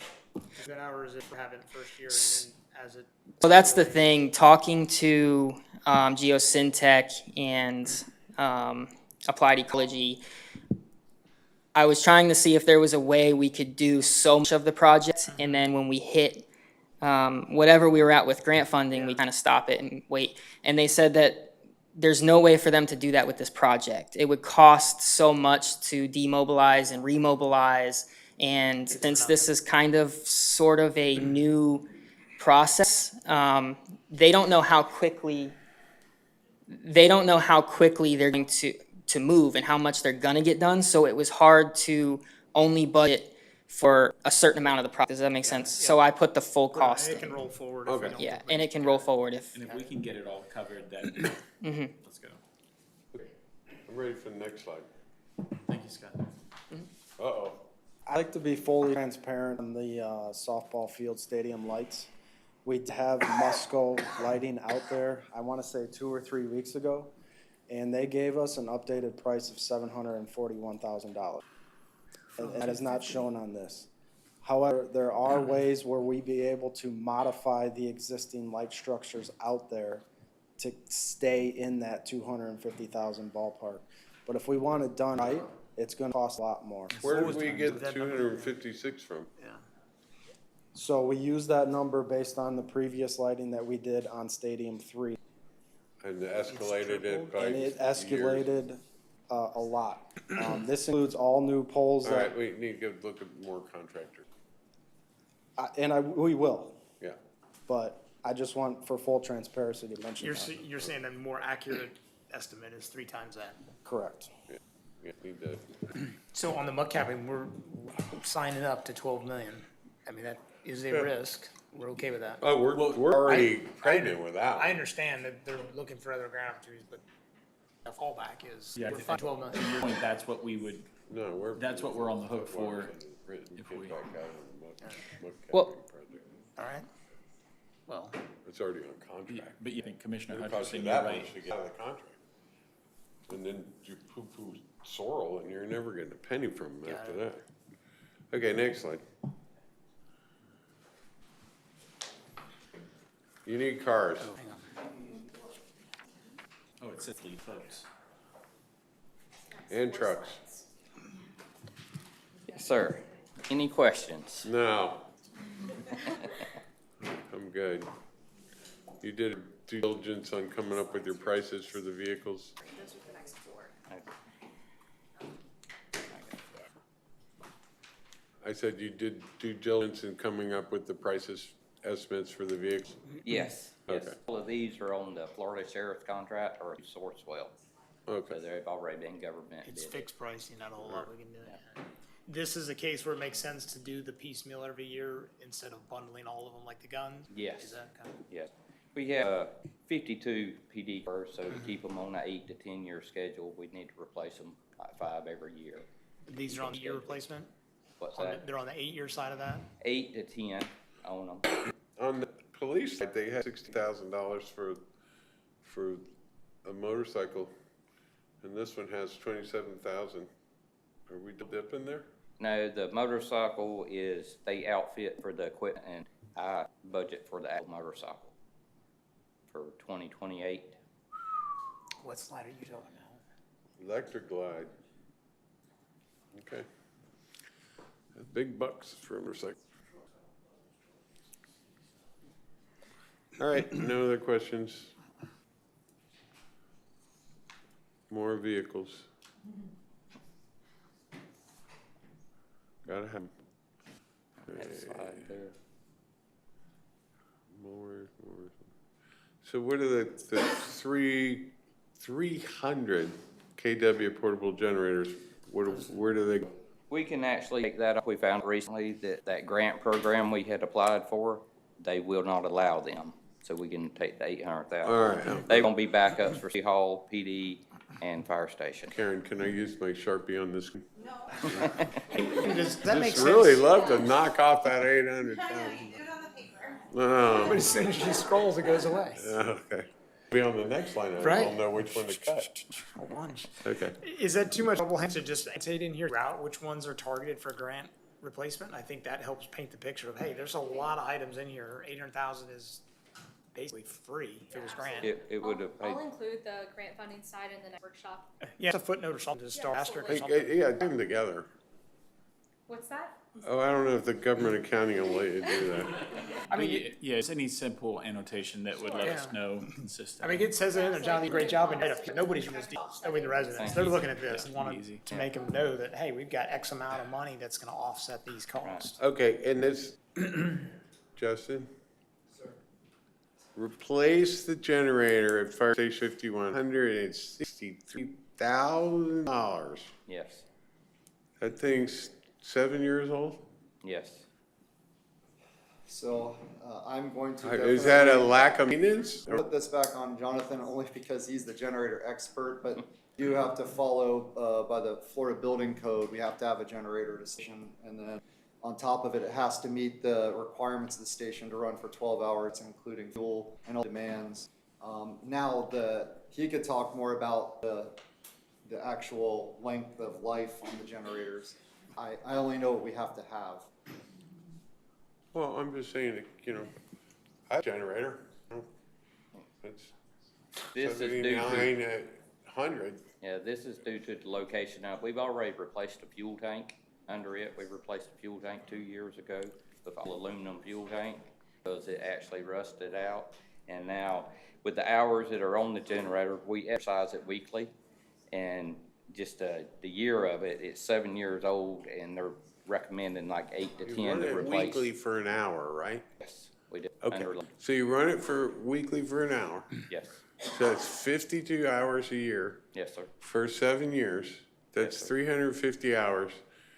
I got a generator on my boat that was put in 1987, the diesel generator that's got 3,300 hours on it. And it's still running fine with proper maintenance in a bilge, in a saltwater, basically a saltwater environment. I don't get it, that we can't keep a generator. I know we're on the beach and all that, but are we gonna buy a better generator this go around? No, what we have quoted is basically similar to that, but where it's at, the life expectancy is not going to last for the actual housing of it also. Does it need rinsed every couple of weeks or something to knock some of the I salt don't, I off don't of really it? think that that is gonna save it in the environment. And this is also part of that grant program that we can qualify to get 75% of it paid for. All right. through the grant. Let me ask a question on that. Is there any opportunity to combine uses? It has to be dedicated to the station. Like we could have a portable generator that could be used to the priority item. No, part of this grant that we have applied for, it's got to be for that station. No, and what Justin's saying is his requirement is, Got it. it's gotta be dedicated, on-site, ready. Got It's it. because of the radius. Anything that has an emergency radio, it has to have a transfer switch, it can't be power, you know? Okay. Because pulling on that thread, I hate to have portable generators that are in their idle. They're gonna have the same problem, that they wear out, rust out. Jonathan, would you talk a little bit about our preventive maintenance I got program 10 and how you miles. manage that? They run every 6 months. Yeah, on all of our vehicles, on our maintenance side of them, Mm-hmm. we have our new software. We've had it for about 3 years now. We have a maintenance program, a full maintenance program. All of the vehicles are maintained.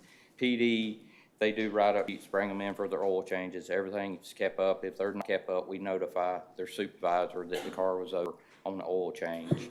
And all of them, we keep track of everything to keep it The maintained. generators are on that schedule too? Yes. Got it, Yes. okay. Yeah, I'm with you. I mean, it seems like, it's like a boat or a plane. If you don't use it, it just wears out. So you've got to keep it running, keep Yeah. it maintained, and I think that's smart investment. That, to me, is the areas that we could be focusing on, the maintenance or warranty. That makes Yeah. sense, a high priority item like this. And one of the reasons too is because we can get this one under the grant program. It makes sense to go ahead and replace it now while we can get 75% of it paid for. So, Okay, well, let's try to move along.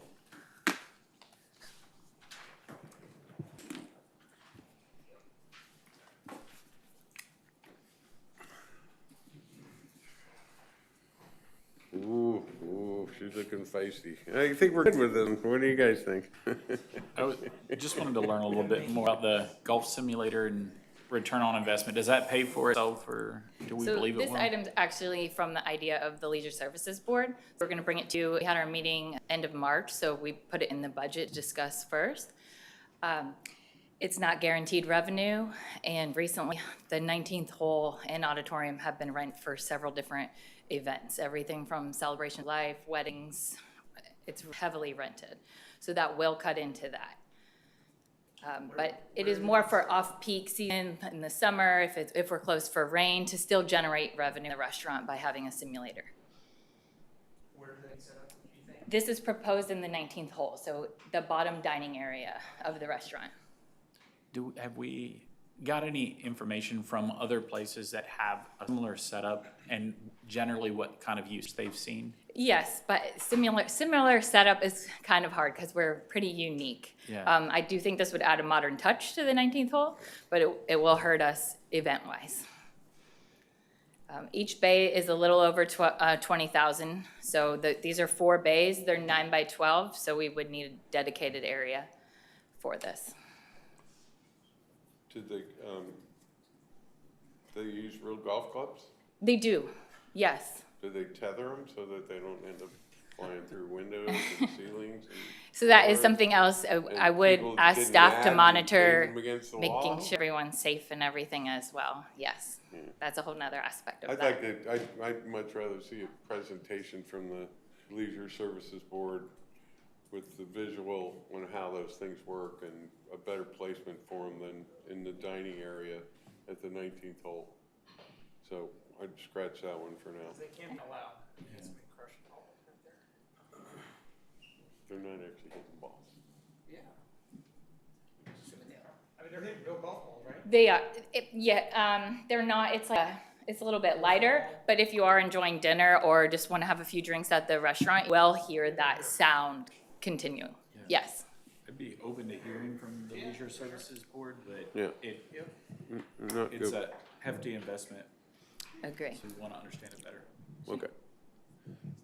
Next slide. All right.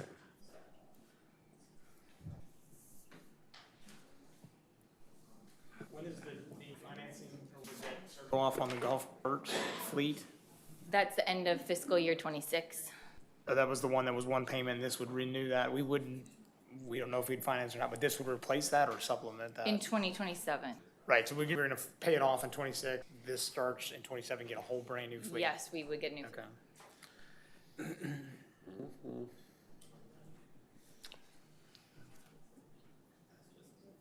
Okay.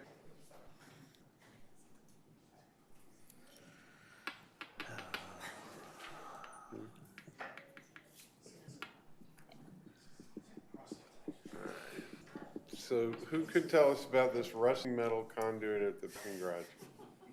Elevator, conduits, bathrooms. So when they built the parking garage, all of the electrical conduit, they didn't galvanized. And that does not last long in this corrosive environment, so it is falling apart. Did we put the same thing on Is this it, building? is it connected exterior to the structure or is it internal to the structure? No, it's connected to exterior of the structure underneath. Oh, well, that's good. At least we're not gonna have spalling from the rust inside the concrete. Yeah, so what we want to do is we want to replace all of that galvanized with PVC conduit. Do we have the same rate in this building? We do have the same risk in this building. But this building is interior, not exterior. There is some conduit It's underneath the floor. underneath the parking that has the galvanized. Can somebody look into coding that? Yep. So we don't end up having the same problem? Yes, absolutely. That was a design miss. And where'd you come up, when I see big round numbers, 300,000. Yeah, so I this, think that it was in a very detailed Yeah. government. The Roma standard. Roma. no, so, yeah, so this number is still being mined. This was a number that we threw in there so that could be presented to the budget workshop, but we are having this number refined, and this will be an expensive project because it's going to entail removing all the wiring, disconnecting lighting. It's going to be extensive, so there's going to be a big cost to it. I'll do it for half that. Sold. Hey, you gonna? Myself. Yeah, sounds like a plan. It's just not that big, it's just not that. Scott, don't let them You cut can go corners in there though. and You look gotta, at you gotta it. It stay may on be them. cheaper just to rerun new stuff. Don't just leave it and let everyone stop buying new stuff. Rerun all new lines. Okay, please bring a refined estimate on that. Yes, sir. Yep. Next page.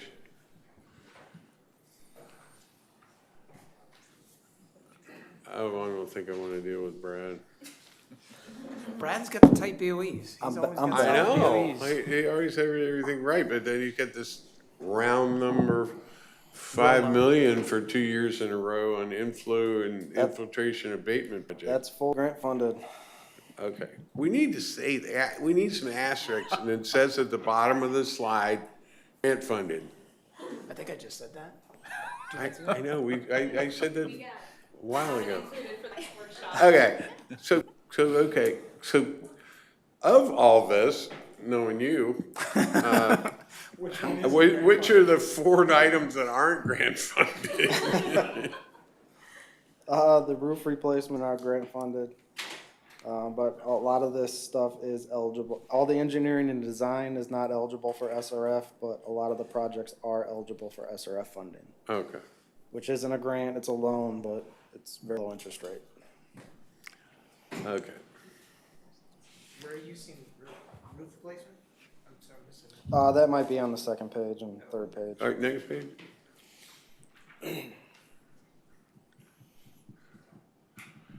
And that upgrade on the treatment plant, we already knew that that's partially grant funded, right? Yes, and you guys recently approved our clarifier engineering and design project, so that money will go towards that construction.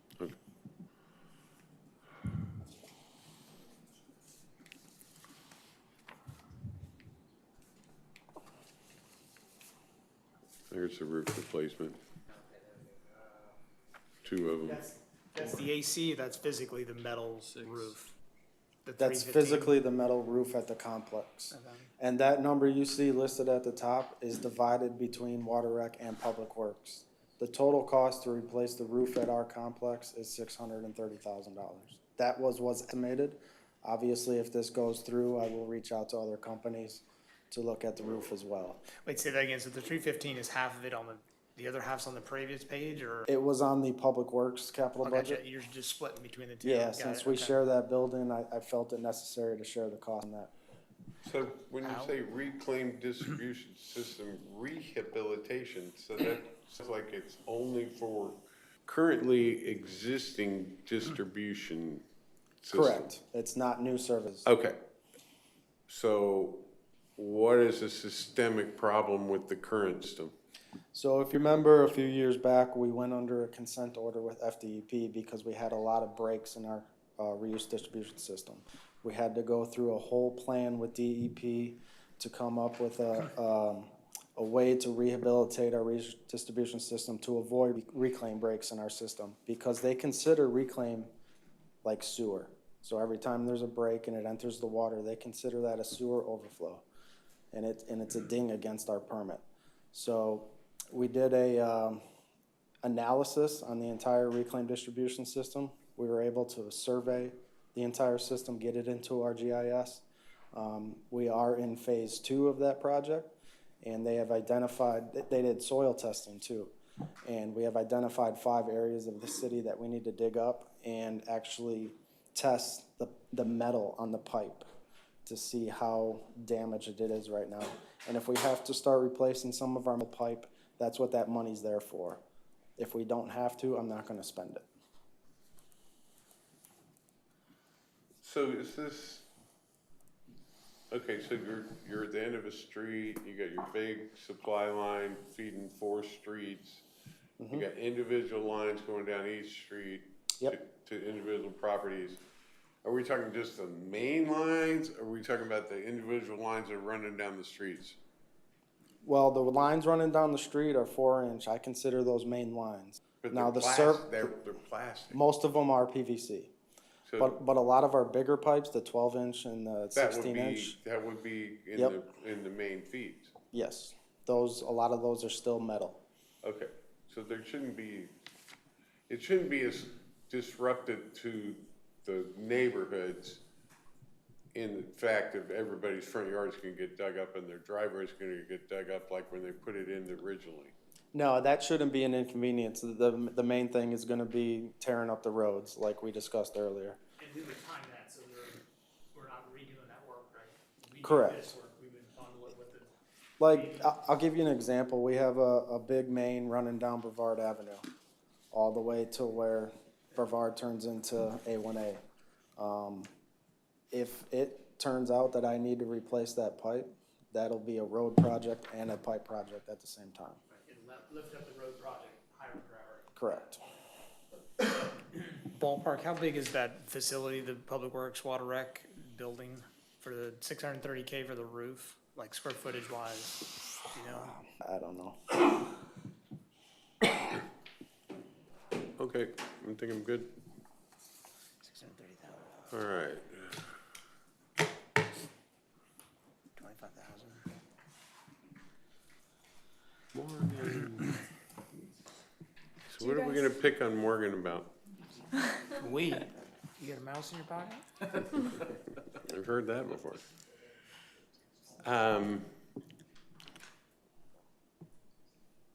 Okay.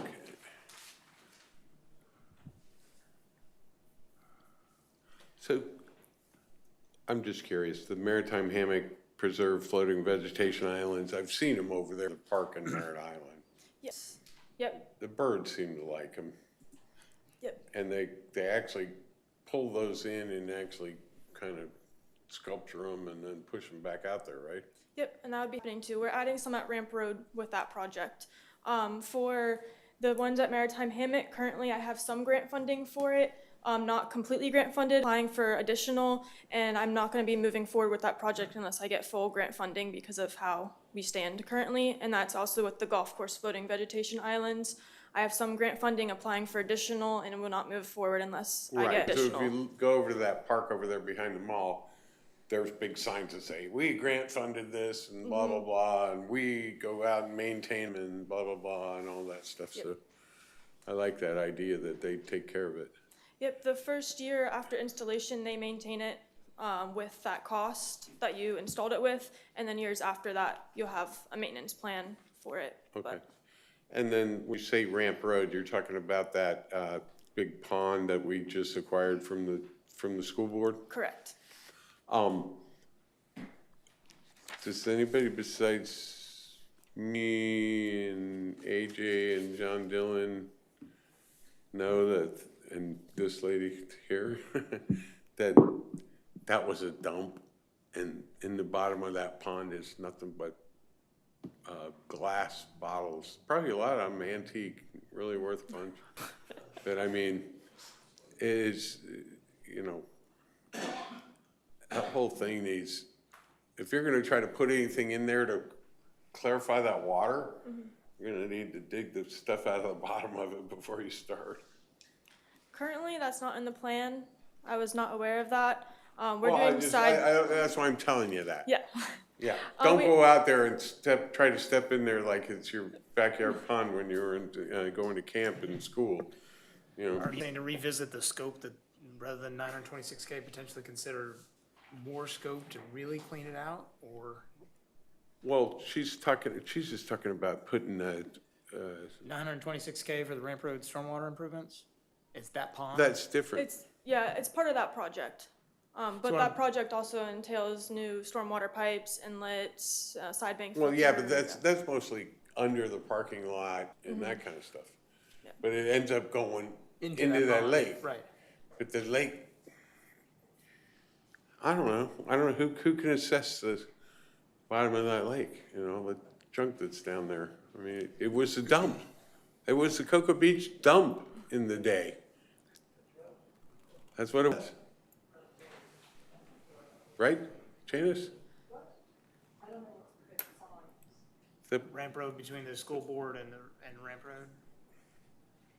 Honestly, I haven't looked at that for 20 years. okay, all right.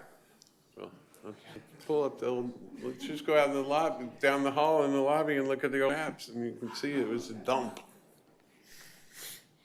All right. All right, we're gonna let Morgan off very easy. I mean, that would be one input there. Do we want to look at additional scope to really clean it? I understand this is improvements to get the water to that facility, but is there Well, we're appetite to spending, really how many clean it? million, 60-some million to storm cap, to muck out there, and it's just muck, and then we're gonna leave all this junk in the bottom of this lake? I'd like to think it was a lake that we could actually have some storm water running off from Ramp Road and other areas that would actually with these islands, cleaning up the water, which is what they're for, and actually have some fish in it, you know, and, you know, have it be more of an ecosystem than a stagnant green pond, which is what it is right now. Morgan, are there ways that are available to us where we could assess the bottom of the pond and the health of the system in there? Yeah, there probably is, yeah. Okay. I I can look into got a that. pair of hip boots, you can just go out there and walk around in. So you're doing the pond assessment, the conduit?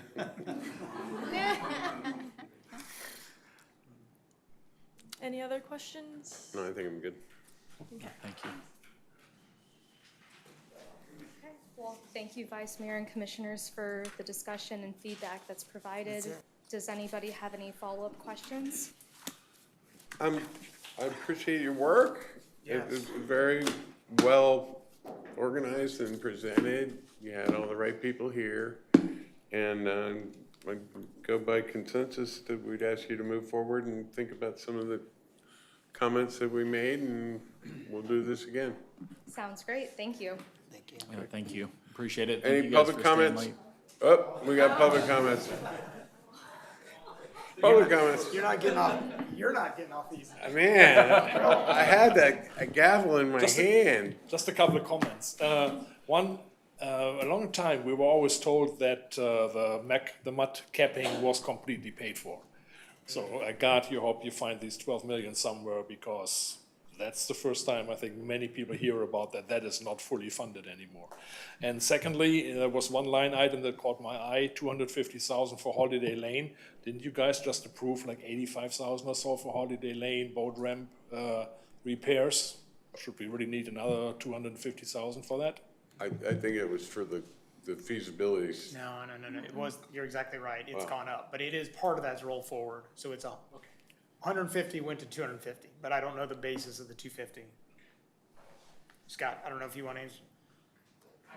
I can speak to it? Yeah, my understanding is we voted on the second 75K for a total 150, that didn't get accomplished in 25, so it rolled into 26. That 150 is now increased to 250 for something.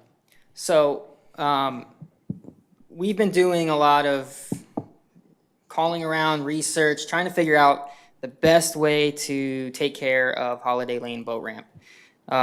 This started a while ago. I know that the previous city manager, he reached out to some contractors, and I don't think he could find anybody interested. Hey,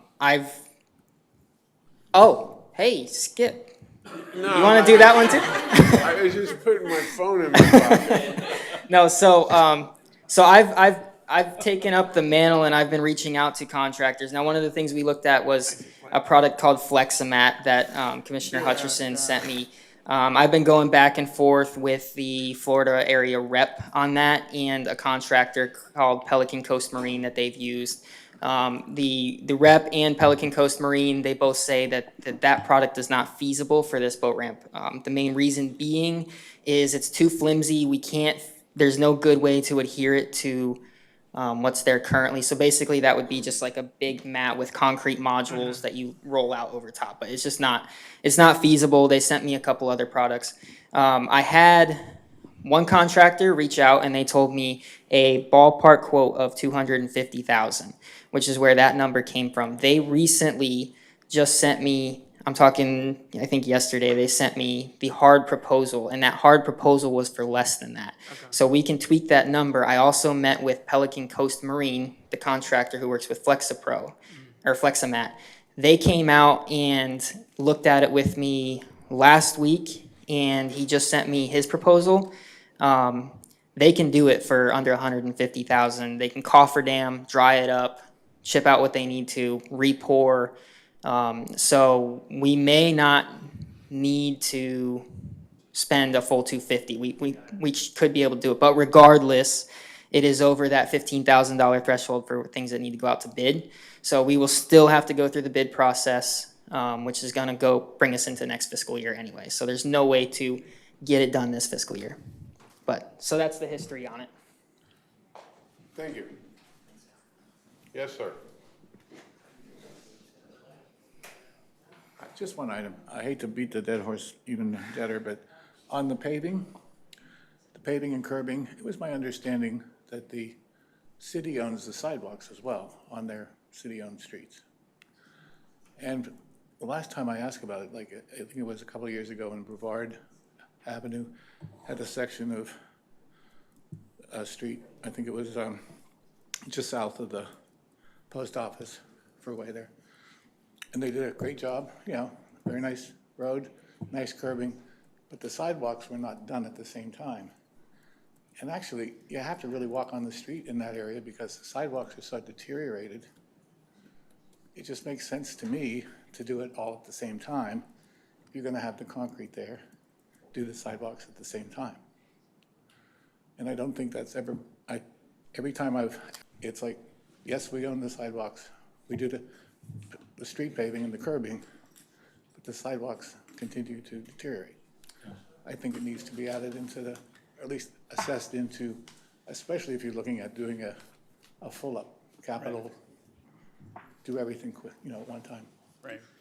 Brad, is that, I didn't see if Brad left, are the sidewalks in that study or is it just the drivable street? The sidewalks are not in that study. Okay. Just curbs. Yeah. The only thing we're doing for sidewalks at the moment is we're taking care of trip hazards. They're just case by case? Correct. Would it be easy enough to put in some factor on our cost to say, wherever we have curbing, add 10% and do the sidewalk next to it? If that particular street has a sidewalk in the area, Okay. I can propose that, yes. Yeah, I mean, I think it's easy just to have the number out there. A great point, because I'm sure the driving surface get priority and you see the sidewalks, they get sanded down or whatever to Right. get rid of the trip hazard. I don't know how many miles of sidewalks we Yeah. have in the city, but there's quite a bit. But I think it's a really good comment, and I agree, Commissioner Hutcherson, that the sidewalks are quality of life, right? It's the ability of residents to get out and be, you know, bike safety, walking safety, and not have to walk in the street. I think it makes a lot of sense to take good care of them, and if we could incorporate that by habit, it'd be great. Okay. Oh, and to answer your question, it's 37,000 square feet. So it was like $17 a square foot. That's a good price. I just got a metal roof in my house, it was about $26, so that's good. $630 for the metal. Combine the projects. Do you know how to lay a metal roof? It's actually pretty easy. So this is really a great presentation. Thank you. Thank you, Hannah. Thank you, Yes. everybody. Made all those charts come to life a little bit. Not that I agree with them all, but, you know, government accounting starts with taxing authority and ends with us that write the check. So I wanted to address specifically some philosophical things that have to do with, for example, Surfside Playhouse just got ARPA funds to redo their bathrooms. Why are you giving them another $20,000 from any source? There are other things that need to be done in the city. I'm very happy, very appreciative of the maritime hammock being addressed after 20 years. It's going to be beautiful. I haven't seen the plan, but just from the description that I heard. I would appreciate the commission taking a better look at things like Minuteman shoreline erosion rehabilitation. Maybe start charging $2 a person that tromps over there and erodes the dune that goes by there. Raise some money from the sources that are creating the problem. It's not the residents, we're paying the bills. The skate park, that thing may have been free, it's free to the public, it's great, but oh my God, every other year, $250,000, $300,000. The golf course, you don't want to get me started on that. But as far as the irrigation and the flood mitigation, $770,000 at the golf course again. You know, it's just horrible. I think you really need to seriously consider reducing the size of the golf course and making some kind of public park with that, which the state, you know, they say, oh, the state lands and all that. They would approve of that. The tennis courts is another, build it and they will come. We provide all the capital expenses, the infrastructure, the maintenance, And then we got another bill, $862,000.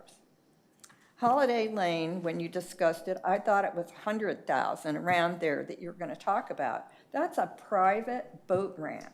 It is not, it's in the neighborhood, oh yes, people can come and so forth. There's no parking for the public, and I really think it's imperative in the public interest and the taxpayer interest that you revisit that. Let's see, I want to have one more very favorite thing. If there's no dive board when you replace the pool liner, make the pool all 5 or 6 feet. The competitive teams can turn at the wall. Everybody can still compete. You're not processing all the chemicals, cooling all that extra water in the summer and heating it in the winter. Thank you very much. See you at the next one. Anybody else?